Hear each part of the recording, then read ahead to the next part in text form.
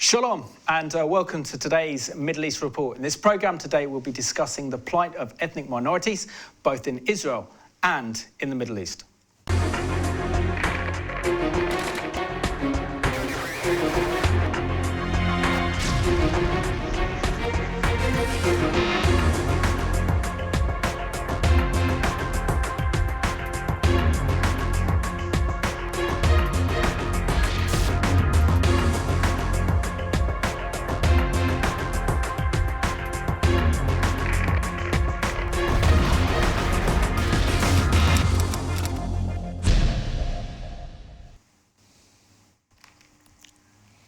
Warm welcome to the programme, and today I have two very special guests. My first guest is Lady Valerie Cox, former Director of Labour Friends of Israel, and Dr Amir Khnifees from the Rosen Israeli Jews Centre. So welcome to the programme.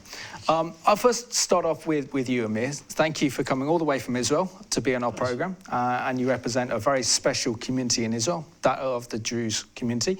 Can you share with us what it was like growing up in Israel amongst the Jews community? Well, we are talking about a religious cultural community that has been living in the region for many, many years before the establishment of the State of Israel, but also other neighboring countries in the region. In Israel, they are living in 17 different villages, 2 of them on the Carmel, not far from Haifa, and the rest on the Galilee and the Upper Galilee, not far from the border with Lebanon. We're talking about a community that now counts up to around 140,000. That doesn't include, of course, the 20,000 Druze who live in the Golan Heights within different 4 villages. Excellent. And what was life like for you growing up in Israel? Well, of course, as you probably know, the Druze community has a very special relationship with the State of Israel, and that goes back all the way to the period of the British Mandate and at the time that the religious and political leadership of the community had what we called as a covenant, blood covenant with Yishuv leadership. And because of that, it's very quite interesting being a Druze. It's quite an interesting thing to be a Druze in Israel.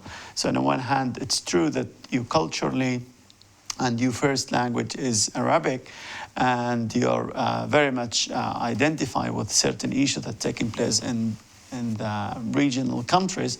But on the other hand, you're very much identify with the State of Israel and with the Israeli society, and you're very much part or integral part of this society and state.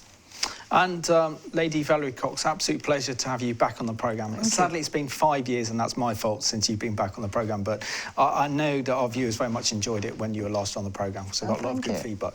But Valerie, can you share with us how important it is that we stand up for communities like the Jews communities and other ethnic communities in Israel, and that people know that it's not just a Jewish community living in Israel, but it's also large Arab communities as well? Yes, I think it's terribly important, and it's not only the communities in Israel, but the whole Middle East. We just had a meeting, which was at my suggestion. Henry Jackson put it on, and we had 5 religions speaking, including Amir, who spoke for the Druze community, and we had a Jewish woman, and a Christian man, and a Druze, and a Yazidi woman, and the stories are so terrible that it's vitally important that we speak up for them. What the Arabs are doing to the minorities in the Middle East is not spoken about enough, and it's vitally important that we do speak up for them.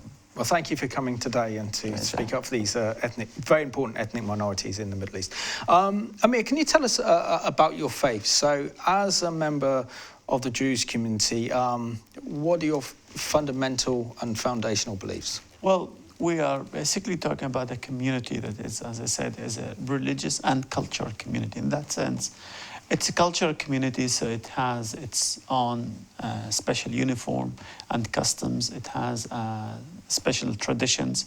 And if you had the chance to visit Druze villages, you could recognize the differences between Druze in terms of daily times habits, but also it's a religious community in the sense that it has certain principles that the followers of the religion are following. That's, for instance, the Druze believe in theophany, in that sense that God appears. It's for his people in the shape of a human being. They also believe, of course, we are talking about monotheistic religion.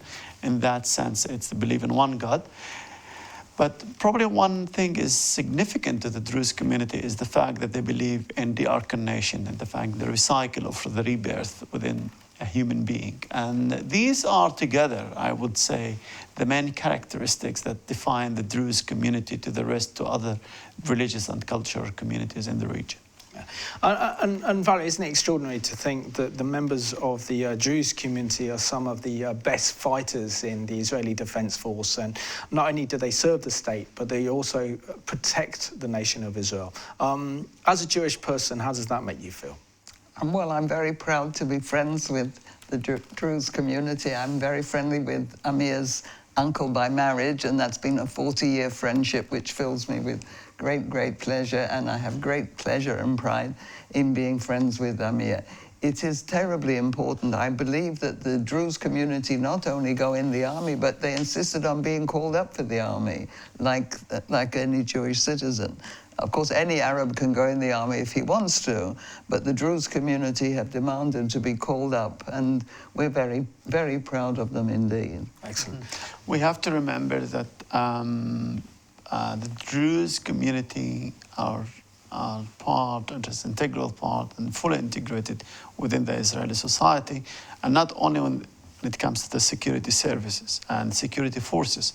The Druze have been serving in the army and in the IDF and other security services from day one, and even from the period before the establishment of the State of Israel. For over the last 7 decades, hundreds of Druze youth lost their life, and they are during their service in the Israeli army. We are very proud of that, and we have to remember that the percentages of the Druze community, the youth community within the Druze community who serve in the army is the highest within the Israeli society. So not only that they're going to the best units in the army, but you have to remember and understand that they are the percentages of those who recruited or go into the army, it's the highest in the state of Israel. And can you share with us, because one of the foundational beliefs of your community is that it doesn't matter if the Jews are living in Israel or living in Syria or living in Lebanon, they have a duty to serve and fight for the nation in which they're in, which is quite extraordinary compared to many other kind of Arab minority groups, particularly in the region. So can you explain to us where this fundamental belief comes from? Well, I think it comes from the fact that the Druze community, it's a religious and cultural community, is not a nation. In that sense, we don't have really an inspiration to establish our own state in the region. On the other hand, we want to live as in respect and in dignity in any state that we live. And as a fact, we understand that in any state that you want to live, you have to provide your duties to the state the same way that you would expect to receive back your rights from the state. And as long, at least in Israel, part of being a full member of the community or full member of the citizenship is serving in the army, so we believe that we have to fulfill this duty to the state. Excellent. So let's have a look now at this video talking about the role played by Druze in the IDF. It's known as Jews in Israel. The Galilee in the north of Israel and its Druze population, 100,000 residents, an Arab minority faithful to the Jewish state. This morning is a celebration in Kisra, not far from the Lebanese border. The village is celebrating its children, all combatants in the Druze battalion of the Israeli army. Everybody is preparing to welcome them. The arrival of the soldiers has brought a general euphoria as the battalion begins to sing songs in Arabic.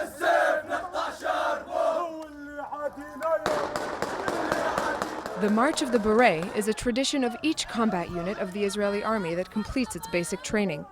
But among the Druze, it has a very special significance. Going from one Druze village to another, it's part of the tradition of our unit. It has always been like this, to encourage recruitment and to boost the morale of our soldiers. It's better than a march through the desert. The soldiers are excited for it. From village to village, these young Druze, whose mother tongue is Arabic, are welcomed as heroes. The tradition is well known in the Arouan family. Akram's father has participated in many military operations of the Israeli army before, so today, seeing his son take his turn in wearing the uniform certainly has its effect. It's something wonderful. It's a big source of pride for me and for all the village, and certainly for the Israeli army, I think. Before continuing the march that made a stop in his village, Akram finds a few moments with his family. Here, like in many other families in the village, the Druze identity is spoken of without taboo. We live in Israel, also in Syria, in Lebanon, in Jordan, and in all the Arab world. We are here, and we're faithful to the country that shelters us. Sometimes people ask me, what's our connection to Israel and to the Jewish people? But we live here, we were born here, and will continue to be here all our lives. For the Druze minority, not everything is perfect. Socioeconomic inequalities are still evident. But even if for Akram and his colleagues the road is still long, nothing seems to undermine their sense of belonging in Israel.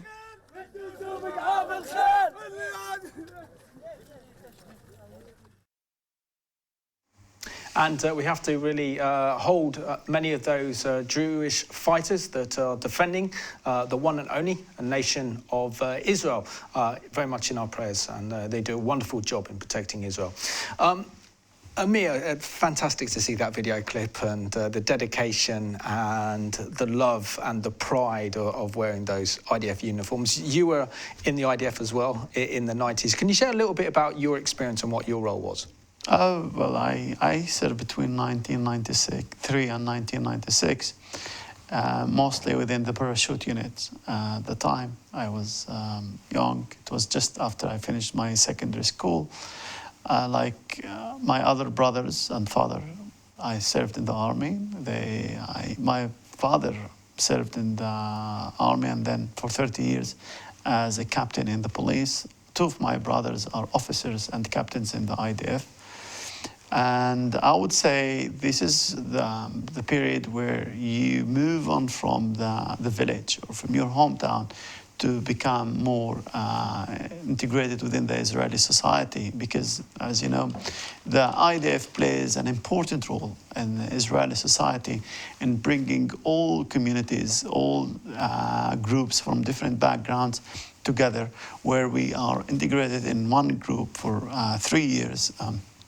This group is serving together on the northern border of the state, on the southern border of the states, and doing all the exercises together for almost 3 years. And it's a great opportunity, not in that sense that you shape your identity, but you also have the chance to learn more about other parts within the Israeli society and all the difficulties that our little states are facing in this complicated region. Absolutely. And Vali, it's extraordinary, isn't it, that here we go, Amir is living proof that that the lies that Israel's an apartheid state are what they are, lies, isn't it?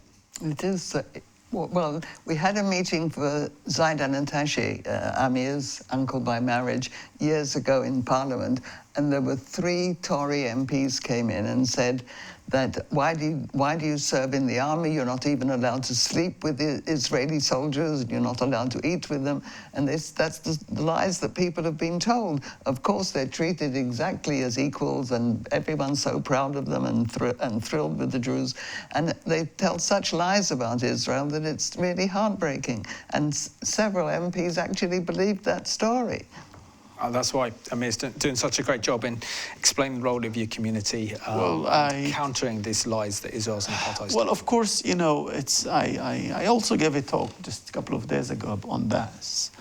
And I was saying, you know, like any other state, it has its difficulties. We have issues. The community is divided also, as any other community, about different issues and about the relationship with the state. But still, I think it's far away from describing by no ways the fact that Israel is an apartheid state. You can't even you can't imagine such a thing.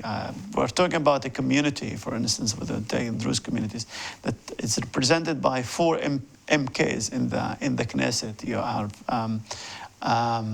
a small community that has representative in every other ministry within Israel. You are talking about my community that within the 7 decades has grown from 14,000 in 1948 to 140,000. We're talking about a community, for instance, that its youth are integrated in Israeli society, in the labor market, in every other important position that you could think of. So there is, of course, we have issues. Of course, whereas complicated things that we think that should look different, and we do want to work on that, but that's far from describing Israel as an apartheid state. Can you tell us about Israel's new law called the nation-state law and the concerns that you have and the concerns that your community have over the implementation of this law and how it will affect the Jewish community? Yeah, we're talking about a law that the Knesset legislated just recently, 2 months ago, in late July. It's called Israel, the nation state of the Jewish people. And it's a law that's composed of 11 clauses. And we as a Druze community, and as you could see also from the demonstration that we had in Rabin Square on the 4th of August this year, we expressed clearly our concerns of this law. And the fact that we are worried of that is because the nation-state law doesn't give enough attention to those communities that are loyal to the state of Israel. That's, for instance, the law doesn't include a clear statement that says that Israel provides equal rights for all its citizens. But I do believe that very soon the Prime Minister office will come up with a law or drafts where at least it offers a clear equal rights for at least those communities, of course the Druze at least, that can have equal rights within the state of Israel. Absolutely. And Valerie, isn't there a great danger that sometimes some sort of domestic dispute in Israel, particularly over how the Jews are feeling regarding this new nation-state bill that the Israeli government has passed, is being exploited by foreign governments that are hostile to Israel in the West, and also mainstream media? Many news reports, you only have to go on YouTube and you type in the Jewish state law, it comes up as Israel's apartheid law, and saying how Israel plans to bring an apartheid into Israel with this law. Yes, well, isn't that the great danger, though, that something that happens in Israel domestically gets blown up of all proportion? Well, it's always blown up out of all proportion, but apparently the Prime Minister is going to rectify this now. Last night we had a meeting with the UK lawyers for Israel, and it was a very heated meeting, and Amir defended himself very well, and so did they. And I said I was like always on the side of the Jewish ones, but that if I was a Druze, I would be feeling like Amir is feeling about it. But I'm sure it'll be rectified in the near future. I certainly hope so. Absolutely. I have an element of the draft of this law, and according to my notes here, it says, according to the nation-state law, it does not threaten Israel's status as a democratic pluralist society which is protected by basic other laws. The basic state law also affords Arabic special status in Israel's constitution, enshrines the religious holidays of minorities, and a level of protection that did not previously exist. So what would you like to see in this law that's currently not there at the moment? Yes, what we wanted to see is a clear statement that says that Israel, not only a Jewish state, but also a Jewish state, it's a Jewish and democratic state that provides equal rights for all its citizens. And that's very much in the spirit of what we call the Declaration of Independence. And that's something that we will definitely like to see. But we have to be clear also about other things. The Druze community, or the majority within the Druze community, because of course even some members within the Druze community think it's a very good law for the Druze community actually. Among them is the Minister of Communication, Ayub al-Kara, and who supported the law. But the majority within the Druze community don't have a problem with the law itself. what they have problem is what was missing within the law. And that's also a big thing, and that's in comparison also to other minorities within the state of Israel who have a problem with Israel as a Jewish state in the first place. And they would like to see Israel as a state of all its citizens. So it's quite a tricky thing. So for the Druze community, or for the majority within the Druze community, what they would like to see is what is missing within this law rather than changing the law. Excellent. And how do you think this will actually change the characteristics of Israel? Because there is only one Jewish nation in the world, and that's the nation of Israel. There has only been one homeland for the Jewish people, and only one city where the Jewish people always, particularly during Passover or Pesach, turn to, and that's Jerusalem. So how can Israel then bring on board and reassure very loyal members such as the Jewish community with this new law that really wants to protect the Jewish character of the nation? Well, I don't think the sentence that Amir once put in the law, just a sentence added on, is going to harm the Jewish community. Really, I don't think so, because it'll always be a Jewish state, and it'll always be the state of the Jewish people.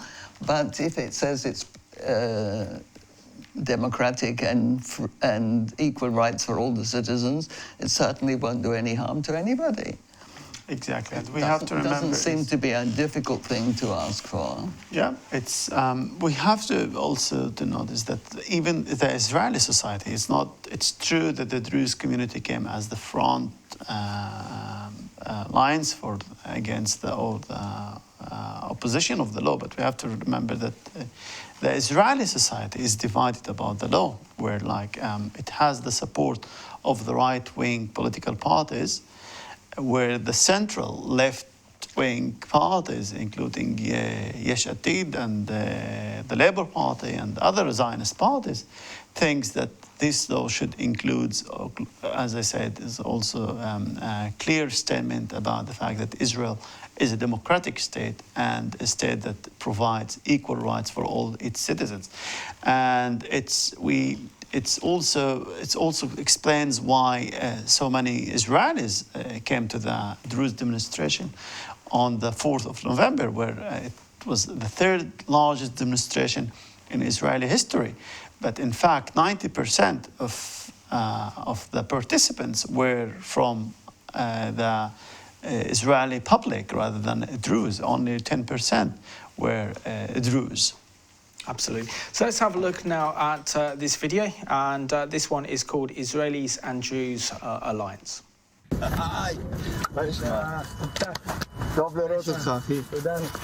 Oren is Jewish. Qassem is Druze. They are brothers in arms. They fought side by side in the prestigious undercover unit of the border police during the first Intifada at the end of the 1980s. When you look at this village behind us, where we fought, we know it. I'm ready to take a bullet for him, and he is ready to take one for me. It goes both ways. This bond is unbreakable in elite units. It moves me so much. It triggers so much emotion, anger, doubt. We don't know what the future has in store for us. 4 years spent together in the most complex anti-terrorist operations, the kind of experience that can only create solid bonds. But beyond the smiles and friendship lies the reality. Israel's recently passed nation-state law that has stirred controversy because the Druze, who proudly serve in the IDF, feel they are rejected. The law makes no mention of equality for Israel's minorities. I'm not against this law. I say it honestly. I'm not against. But if they had added the word equality, I wouldn't have had any problem. But they consider me a second-class citizen. Qassem gives two specific examples of this blood tie. An attack against a synagogue in Jerusalem back in November 2014. 2 Palestinians stabbed 5 Jews to death while they were praying. Zidan Saif, a Druze police officer, was killed when he tried to intervene. Last year, in July 2017, 2 Druze police officers were killed during a shooting attack on the Temple Mount. 87% of Druze serve in the IDF, and more than 90% of them serve in combat units. So what? In the name of what do they do this? We have to understand the pain of our Druze friends, the pain of all the minorities who accepted to serve in the name of this blood alliance. The problem's Oren's son, Oren's grandson. Your son does not know my son. Oren knows Qasem and vice versa. I know what you're worth. You know what I'm worth. But our children might not think the same way. Someone in the government must do something. I turn to the Prime Minister, to you, Mr. Netanyahu. Put an end to this. The question is, the Druze have always been faithful to the state they live in, but is there a risk that despite themselves, they can be dragged into the ideological struggle led by Israeli Arabs? Qasem thinks not. I'm talking to the Israeli Prime Minister. Please don't let me be an Israeli Druze. Let me be a gay and a Druze Israeli who's proud to be who he is.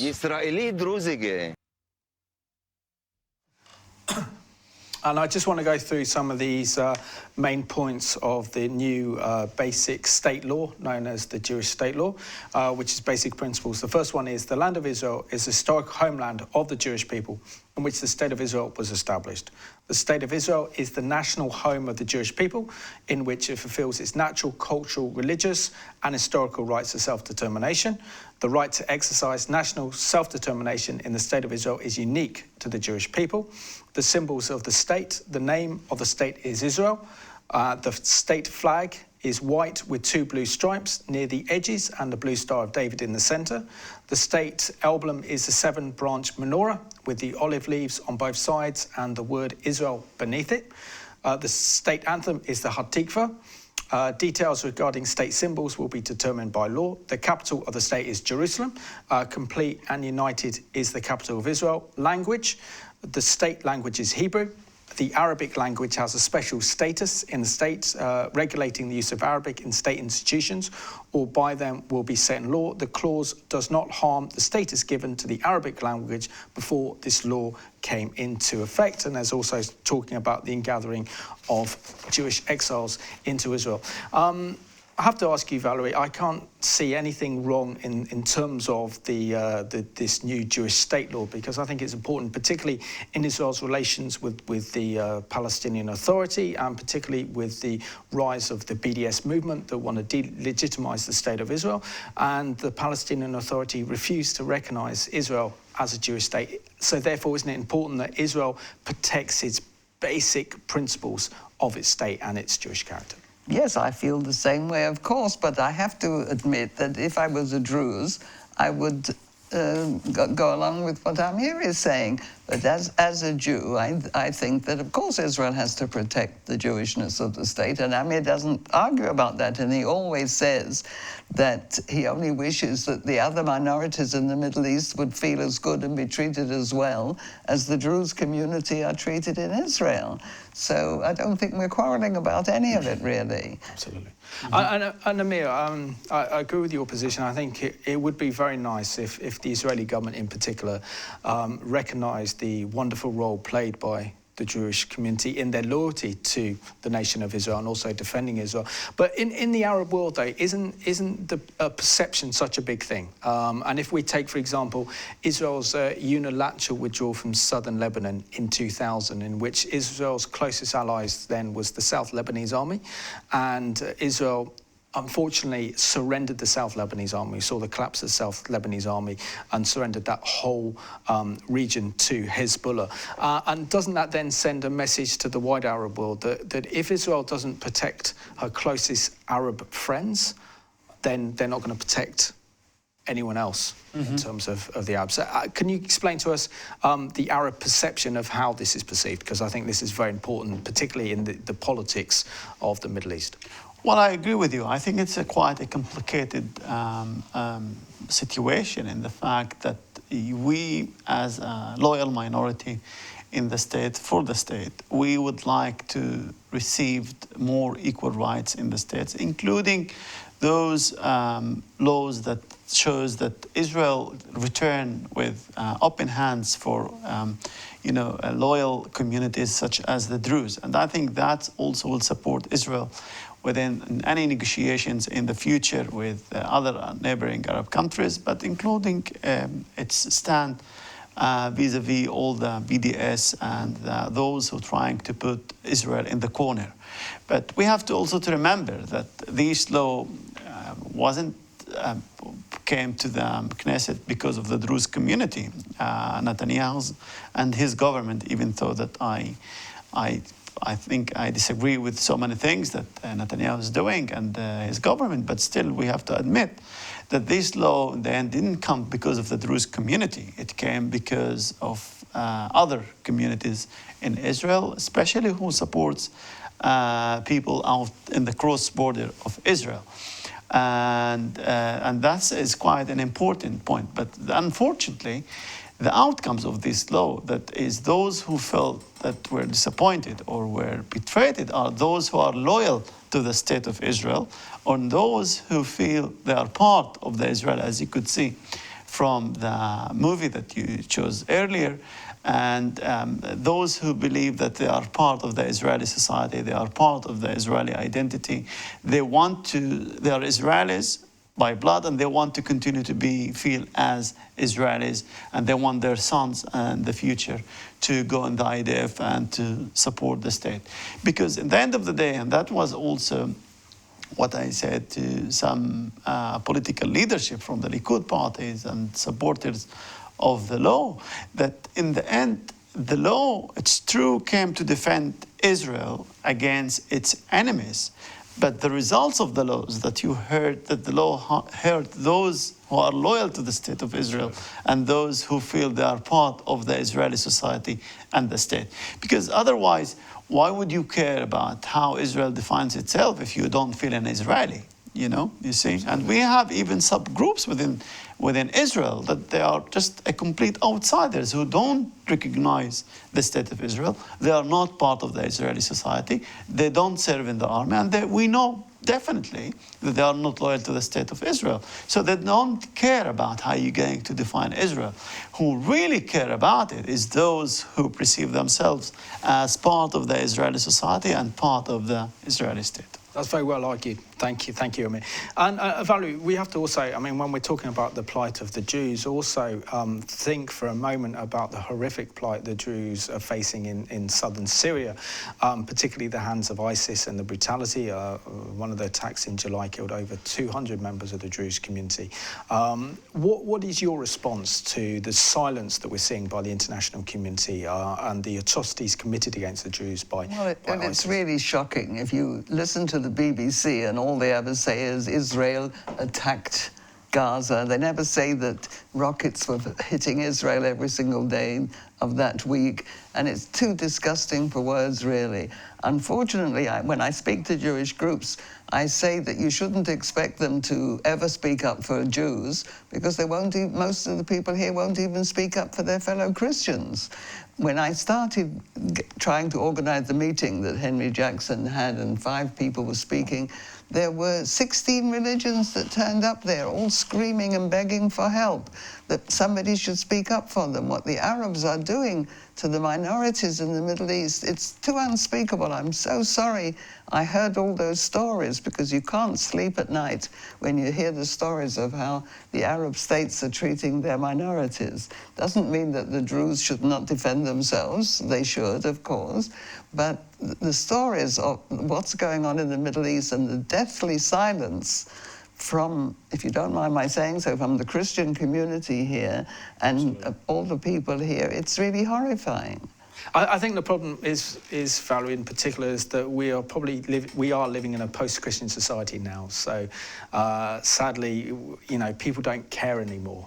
There are lots of very good Christian organisations that raise awareness on the plight of Christians, particularly suffering persecution in the Middle East, but that doesn't infiltrate into our mainstream society anymore, and our parliament and our media is not reflective of that. It's quite obvious that the only people apparently care about, or the BBC and most of the media, is if an Israeli kills a Palestinian.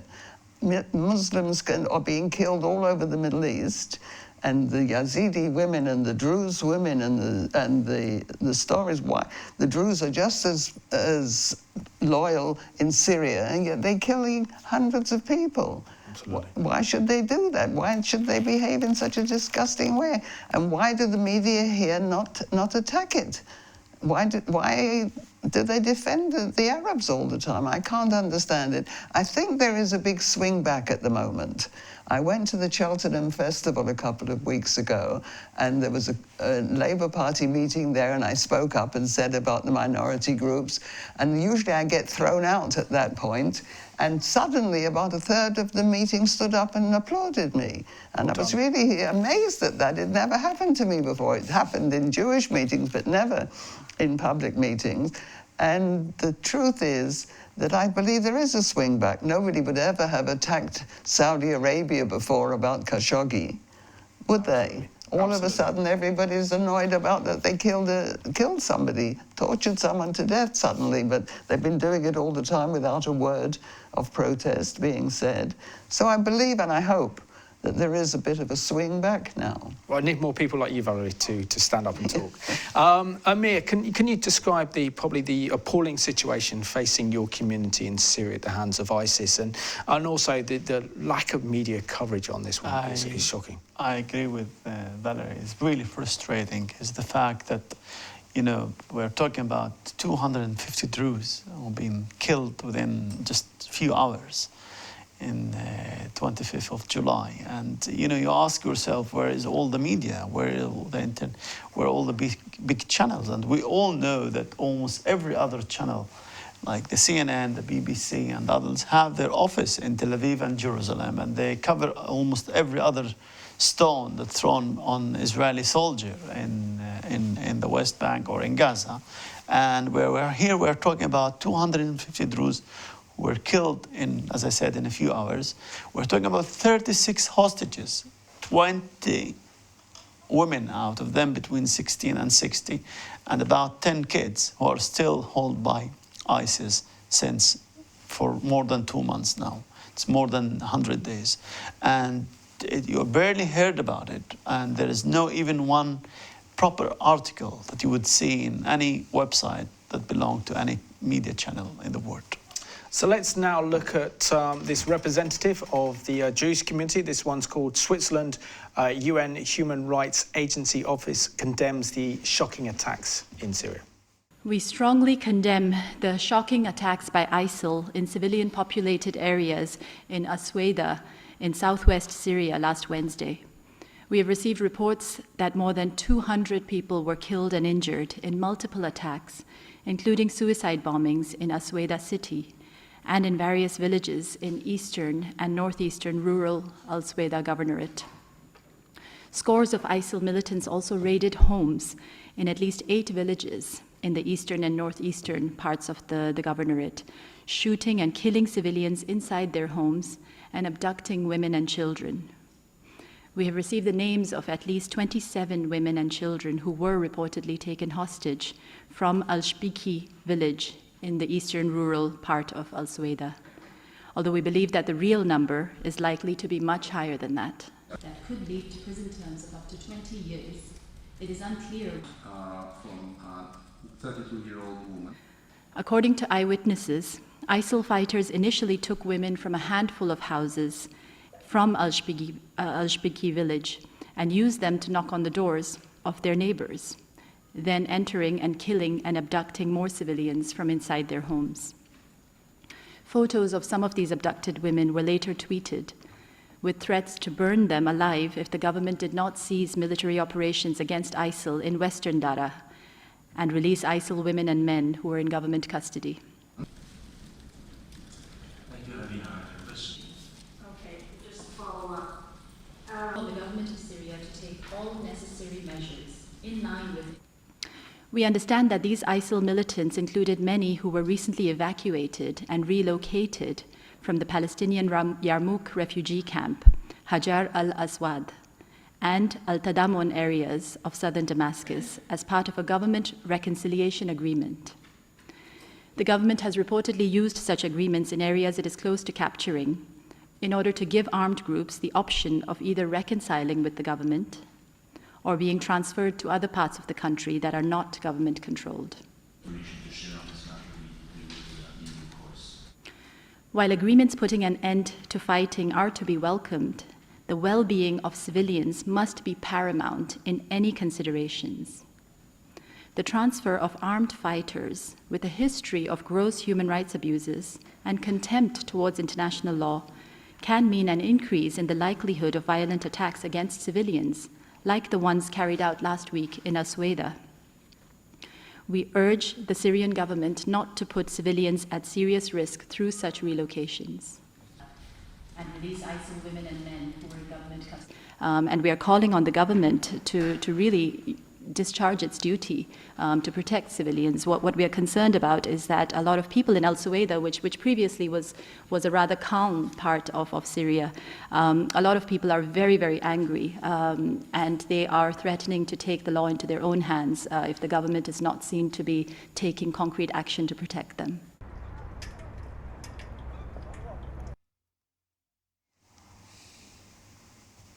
And really need to lift up the Druze community in Syria very much in our prayers, and we need to raise awareness about what's happening to this very precious community. Valerie, when we hear the reports like this, and over the last few years, I think the majority of people feel that we've been saturated with such news. So the response that people then have to awful attacks like this is becoming less and less because people are becoming sadly desensitized. But this also raises a wider issue, I believe, and that is the fundamental rights of ethnic religious minorities in the Middle East who are suffering due to the rise of Islamic extremism. I mean, you can take, for example, the Christian community in the Middle East is on the verge of being extinct. We already seen the horrendous attack on the Yazidis by ISIS and others. Isn't it time that the West woke up and realised that the indigenous people of the Middle East are under threat?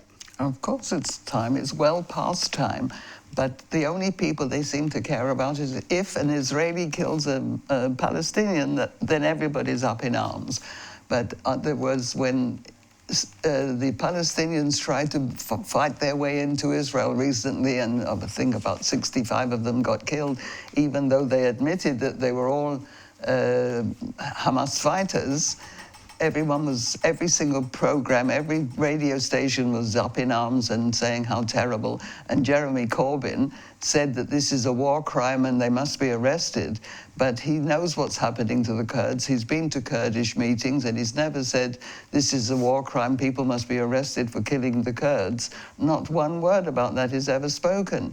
And it's too disgusting what's going on. And I think that it would be nice to have a program here. And I've got Kurdish friends, and they wrote that there were 200 other nations who was taken out of their country when Kurdistan was stolen by the Arabs. 200 nations, some of them I've never heard of. Some of them that came to our meeting where Amir spoke were people I'd never heard of before, but they're suffering terribly. And maybe we can have a meeting here and get 10 religions and let them speak and say what's happening to them, because the BBC won't tell you. Absolutely, that's why this programme's so important, because we want to tell the truth, in particular regarding the plight of ethnic minorities.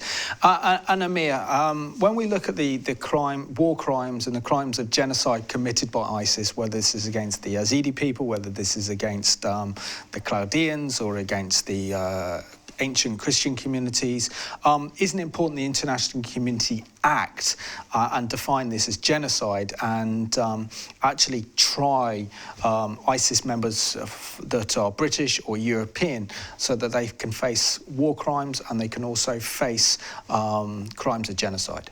It's definitely the issue. I think that all religious communities that you just mentioned now are going through very difficult times in the region. Not only the Druze community, as Lady Cox just mentioned, there are so many who have been suffering, and especially in these difficult times when you see all the militias are active in Iraq, in Iran, in Yemen, and of course since 2012 in Syria because of the civil war. I guarantee that 90% of the Christians who lived in Syria have left the country.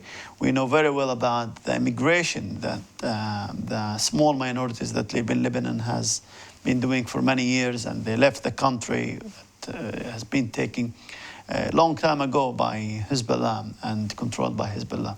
And I think it's the time of the international community, and especially the powerful states in this world, including the UK, to take a more power and a strong stand again for these minorities and pass a clear message for these militias and for the states, the central state governments within these states, that they have to protect their religious communities in their states. Excellent. So let's have a look at this very courageous speech in the UN Security Council made by Amal Clooney, defending Nadia Murad, who was a Yazidi woman who was a sex slave and captured by ISIS. And she talks about her horrific ordeal at the hands of these evil men. Secretary General, Excellencies, ladies and gentlemen, it is a pleasure to be here with you today to honor Nadia Murad, a young woman who's not only my client, but also my friend and an inspiration for the courage that she has shown in telling us all about the crimes that she has survived. Let us recount what Nadia has told us. 2 summers ago, her life as a 21-year-old student was shattered when ISIS took over her village. She was forced to watch her mother and brothers be marched off to their death. She saw an ISIS militant take her niece, Rajan, a 16-year-old girl so slight that you could circle her waist with your hands. Nadia herself was traded from one ISIS fighter to another. She was forced to pray, forced to dress up and put makeup on in preparation for rape. And one night, brutally abused by a group of men, 2 at a time, until she was unconscious. She has shown us the scars from cigarette burns and beatings, and she has told us that throughout her ordeal, ISIS soldiers would call her a dirty unbeliever and brag about conquering Yazidi women and wiping their religion from the face of the earth. Nadia was one of 6,700 Yazidis taken by ISIS 2 summers ago to be sold in markets and on Facebook, sometimes for as little as $20. Nadia's mother was one of 80 older women who were executed and buried in an unmarked grave. Her brothers, part of a group of 600 who were murdered in a single day. Make no mistake, what Nadia has told us about is genocide. And genocide doesn't happen by accident. You have to plan it.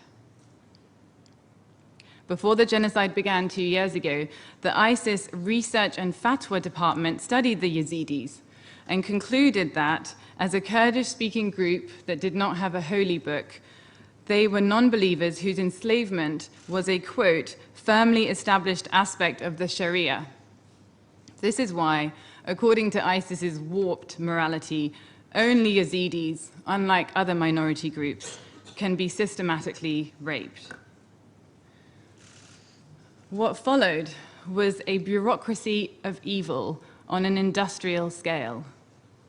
ISIS even released a pamphlet entitled Questions and Answers on Taking Captives and Slaves to provide more guidelines. Question 19, is it permissible to beat a female slave? Answer, it is permissible to beat the female slave as a form of discipline. Question 13, is it permissible to have intercourse with a female slave who has not reached puberty? Answer, yes. However, if she's not fit for intercourse, then it is enough to enjoy her without that. Question 6. Is it permissible to sell a female captive? Answer, it is permissible to buy, sell, or gift female captives and slaves, for they are merely property.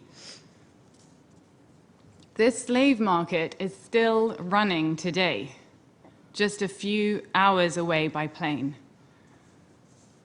Excellencies, ladies and gentlemen, This is the first time I have spoken in this chamber and the first time I've had a chance to address a crowd in front of the UN Secretary General. I wish I could say that I was proud to be here, but I'm not. I am ashamed as a supporter of the United Nations that states are failing to prevent or even punish genocide because they find that their own interests get in the way. I am ashamed as a lawyer that there is no justice being done and barely a complaint being made about it. I'm ashamed as a woman that girls like Nadia can have their bodies sold and used as battlefields. I'm ashamed as a human being that we ignore their cries for help.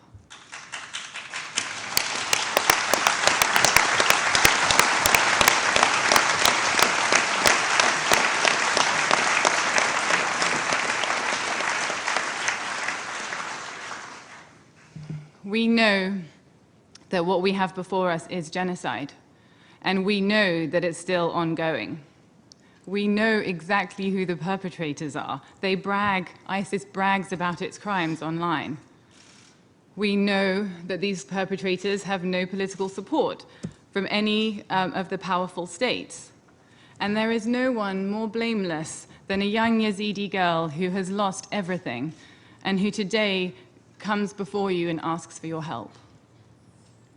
Yet 2 years on, 2 years after the genocide began, 3,200 Yazidi women and children are still held captive by ISIS, and not a single member of ISIS has been prosecuted in a court anywhere in the world for crimes committed against the Yazidis. Evidence is being lost and destroyed. Mass graves lay unexhumed and unprotected. Witnesses are dispersed or disappeared. Absolutely remarkable speech there by Clooney's wife. Yes. Absolutely incredible, Amal Clooney.